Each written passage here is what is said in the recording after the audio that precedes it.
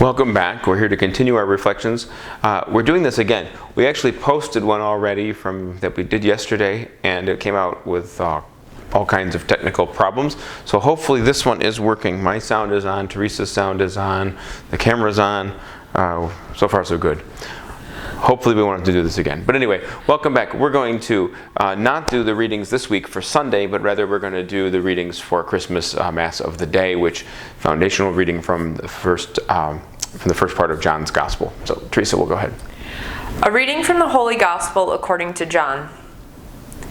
In the beginning was the Word, and the Word was with God, and the Word was God. He was in the beginning with God. All things came to be through him, and without him nothing came to be. What came to be through him was life, and this life was the light of the human race. The light shines in the darkness, and the darkness has not overcome it. A man named John was sent from God. He came for testimony, to testify to the light, so that all might believe through him. He was not the light, but came to testify to the light. The true light, which enlightens everyone, was coming into the world. He was in the world, and the world came to be through him, but the world did not know him. He came to what was his own, but his own people did not accept him. But to those who did accept him, he gave power to become children of God. To those who believe in his name, who were born not by natural generation, nor by human choice, nor by a man's decision, but of God. And the Word became flesh and made his dwelling among us. And we saw his glory, the glory as of the Father's only Son, full of grace and truth. John testified to him and cried out, saying, "This was he of whom I said, 'The one who is coming after me ranks ahead of me, because he existed before me.' From his fullness we have all received grace in place of grace. Because while the law was given through Moses, grace and truth came through Jesus Christ.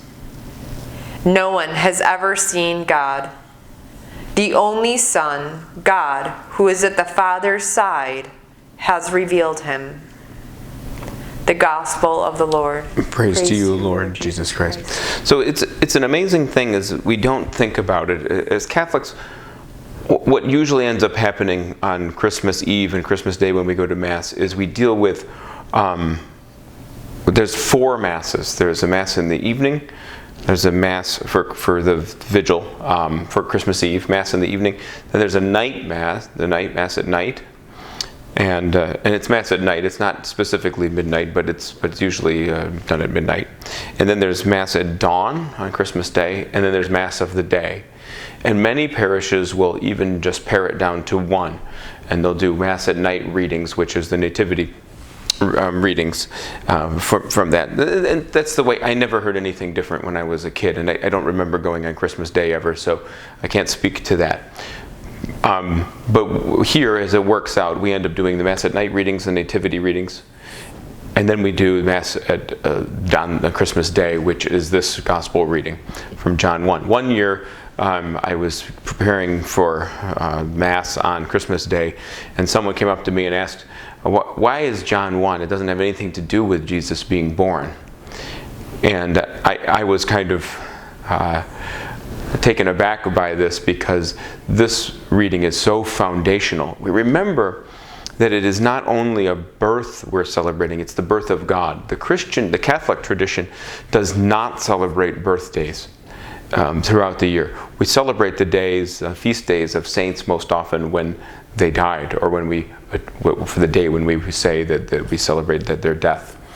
And their death is their birth into the fullness of the divine life, or the fullness of the mercy of God. And we celebrate those days rather than birthdays, but we celebrate this one birthday that is observed. Why? Because it is the birth of God himself. It's the incarnation, and it's a long word that maybe we don't think about, but it's that he became flesh is the idea when we say the word incarnate. It's incarnate, that he became flesh, that he became human, that he became one of us, that he joined us in history, that he was born. So that's what we celebrate. The birth of Jesus Christ is monumental because God was born. And it's different from any other birth. So when I was a kid, someone said to me, actually Christmas is not that big of a thing because it's only a birthday. And it's not right. It's partially right. It is a birthday, but we celebrate this birthday with the highest order of solemnity in our tradition. And that is because God is born.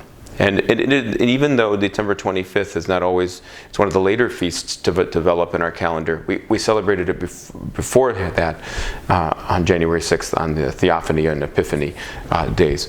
Epiphany was formerly called the Theophany. So we have this long history of celebrating that God became human. I know I'm saying that over and over again, but it's important because that is what we've been waiting for. And that's what the Jewish people waited for when they said, and they will call him Emmanuel. That's why all throughout Advent, we repeatedly sing, O come, Emmanuel. And it's one of the few hymns that I never tire of, because it so correctly says that the disposition of heart that we should have during Advent. We're waiting, and then Christ is born, and now we are realizing, and still to this day, realizing the great gift we have in gaining God himself in Jesus Christ, who is born from the Holy Spirit and of Mary. So remember that it is not something that it's not some incidental little thing. Oh, he was born this day. No. And he has to be born in order for all of the events of the New Testament to unfold, including the resurrection, which we celebrate most fully on Easter. So throughout the year you'll hear those things. Easter's more important, this, that, and the other thing. And there's certainly some credence to that, but without the incarnation, we can't have it. We can't have it. So, and without the resurrection, we wouldn't celebrate the incarnation. If that didn't happen, we wouldn't celebrate this day either. So we look forward with great joy to Christmas. We look forward to receiving God in Jesus Christ. And this beautiful, beautiful prologue to John's Gospel says it all. And it is so central. It's one of those readings that we should probably read as often as possible. It used to be much more prevalent in our liturgy, in the Catholic tradition even, and it's one that we should always keep very, very central and forward, right in the front of our thinking, that God so loved the world that he joined it, that he came to us, that the longing of the hearts of the Israeli people, of the people of Israel and of the Hebrew people and the Jewish people, was that God be born, and then he was, giving us himself, giving us everything, so that we could join him in the fullness of life. So in this reading, very briefly, it says the light was coming into the world, a light no darkness could overcome, and we remember that. The days, as of today, when we're filming this thing, is on the 21st. After today, the days get longer. This Christian tradition developed right in accordance with the natural movement of things in the Northern Hemisphere, where they took place, and where they were most developed in the tradition as well, over the last 2,000 years. And they signify something. The light was coming into the world, the light no darkness could overcome. And the day he's born, the days are getting longer already. It's a lovely, lovely, not accident at all, I'm sure. So we remember with great gratitude the great gift we receive in receiving Jesus Christ, and hopefully we receive it with great excitement that we have not we have not missed it. We've not said, oh, here it is again, without going more deeply into the mystery.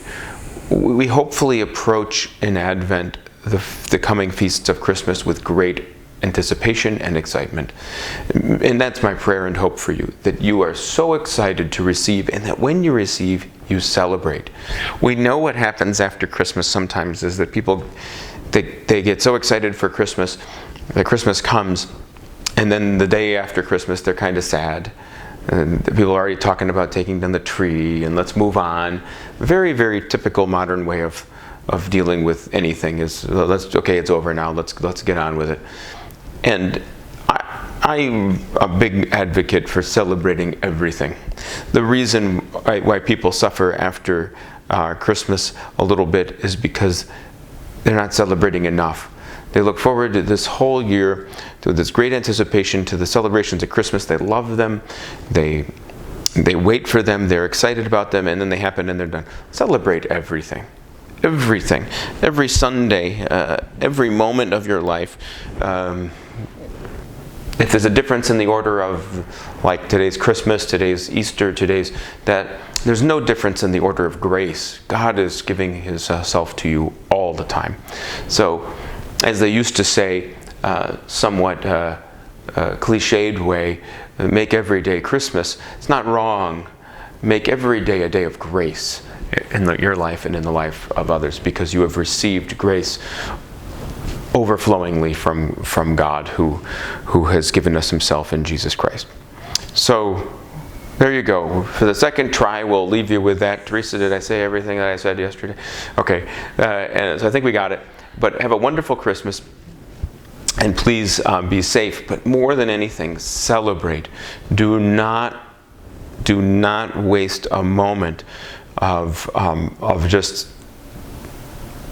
sparing yourself from celebration. Just celebrate. Be safe. Be smart. Have grateful hearts, and then your celebrations will be truly, truly joyful. In this difficult and challenging time, I ask you again to be very cautious, but at the same time, be joyful. He's given you all. Have a great Merry Christmas, and we'll talk to you soon.